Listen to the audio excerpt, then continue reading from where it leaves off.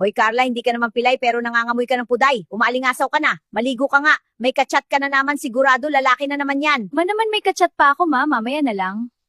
Carla, kung lalaki ang kachat mo, magtigil-tigil ka na dyan. Nanggigigil na naman ako sa'yo. Ma, mukhang mabait naman si Gerald. Tanggap niya daw kahit may 2 anak na ako ma. Carla, walang gamot sa tanga. Pinapainit mo na naman ang ulo ko. Ma, chat lang At naman. lalaki nga talaga yung kachat mong lintek ka. Nagkakanda ko ba na ako sa paglalaba para may makain tayo? Sorry na ma. Hindi ka na nga halos makahugas ng puday mo, lalaki na naman yung inaatupag mong lintek ka.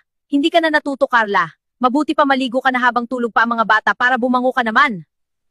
Ma, bigyan mo naman ako ng chance ma, baka this time it's for real. Para hindi na ako umasa sa'yo ma. Anong this time is for real? May pa-English ka pang lintik ka. Kuha mo talagang inis ko, Carla.